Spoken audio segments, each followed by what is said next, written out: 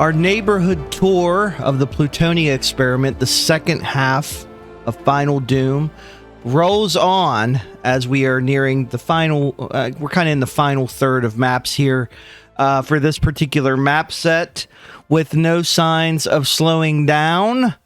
If you are interested in a very nature-driven area, today we have the Death Domain. I say nature-driven because we're starting off outside with some of these beautiful trees. God mode is on. Not a moment too soon. We're getting shot at by chain gun guys. How else would you expect to start a Plutonia Experiment level? Along, of course, with the Archvile and Revenants, one of the three mascots, I would say, although we have been seeing more of these Arachnotrons recently. And I'm dealing with just a pistol right now, so I have to adjust my microphone there, sorry. We like a nice outdoor area. It looks like potentially this has very much a castle vibe to it. We have a berserk pack that'll help us since we have really no weapons of note. There's some pretty cool caged areas here. I like how these are walled off almost like pool areas. Obviously, it's like a murky brown liquid that we probably don't want anything to do with. And there's a plasma rifle that I completely missed very early on. That would have saved us a lot of trouble.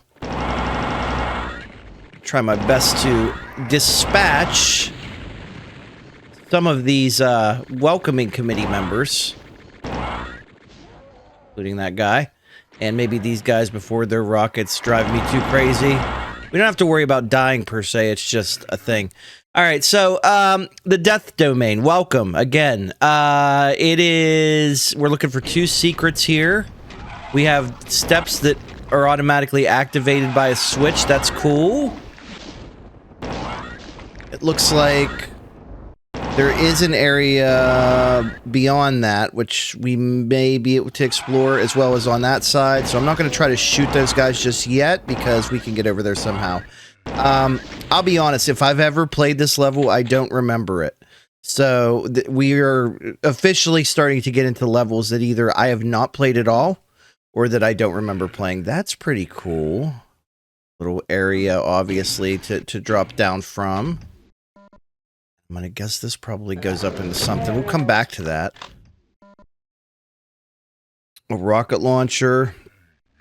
Very nice. Yeah, let's go up here. I already hear people on the side. Oh, it's one of these multi-floor deals. We've seen this a lot in these Final Doom maps, not just the Plutonia Experiment, but also here in or also in the TNT maps as well.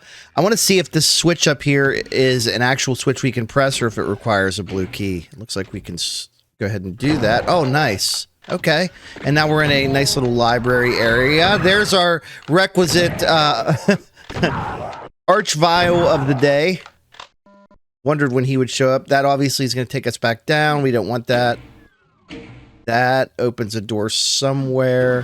When I see bookshelves, you know, I'm expecting to see hidden doors, you know, because that's just a common trope. You find a bookshelf, you maybe move a book, and you get access to something. It doesn't look like that's the case here, although there is a switch there that's kind of random. Okay, that's going to take us upstairs into a flashing area with a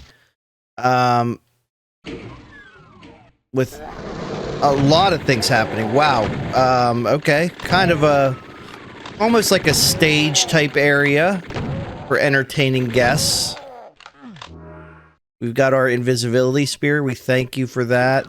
Shockingly, this is not a blue key. So far, this map seems kind of linear. And I'm wondering, we do have a map. We should probably like pay attention to that a little bit. Particularly, let's go back down. How does this open? Have to figure that out at some point. Unless we just clip through the wall, which we've done many times. But we'll check the map, since we did get that very early on. It's obvious that the level wants you to explore everything. If it felt necessary to give us a map item as soon as we walked into the level. You usually don't see that. Maybe the designers just really wanted us to appreciate everything that this level has to offer. Okay, I see a teleporter there. I'm not necessarily going to take it yet. We have another view down into the bottom of that area. A yellow key, appropriately, with yellow piping around it, which is pretty cool. And then this is going to take us out to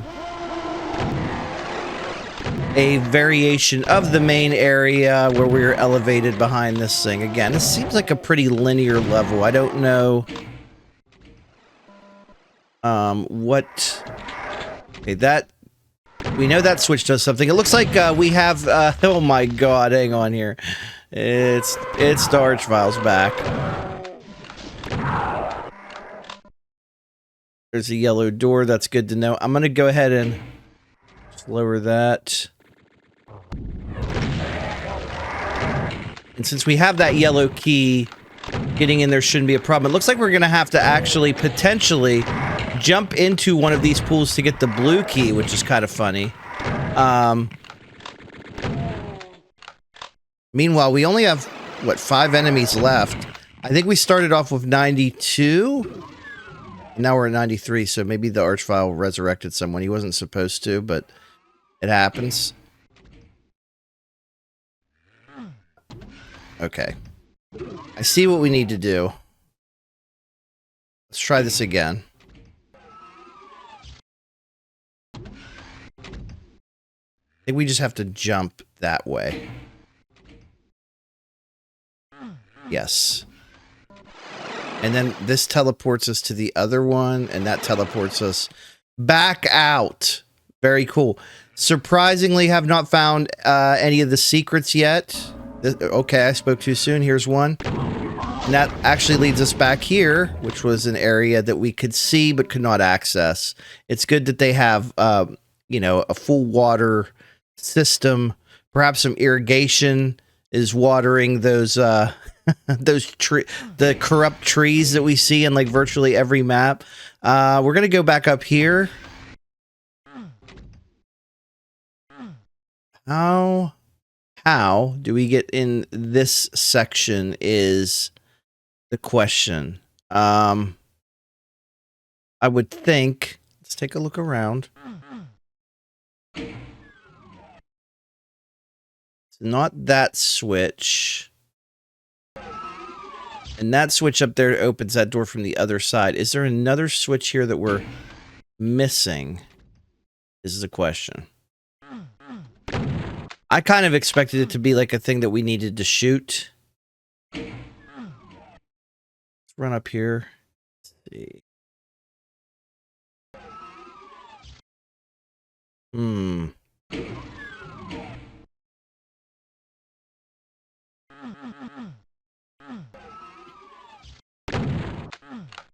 Going to spend a super amount of time here trying to figure this out. We will just, you know, go back if we need to. There's a couple other areas I want to check out anyway, so let's head back to the main hub. Particularly, obviously this is the blue door. There's our last 2 enemies. Probably the exit is somewhere close by.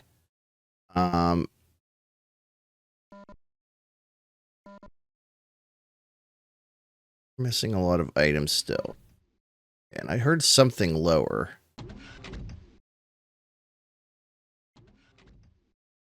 Let's go around and see if we can find it. Okay. Run, run, run. Oh! Come on, I was close enough. This does not appear to be a secret necessarily in itself, but it's where a lot of items are, so we'll take it. Okay, I think we know where we need to go. How do we open it? We have no idea. Hold on, there's also a... It's kind of interesting that there's a...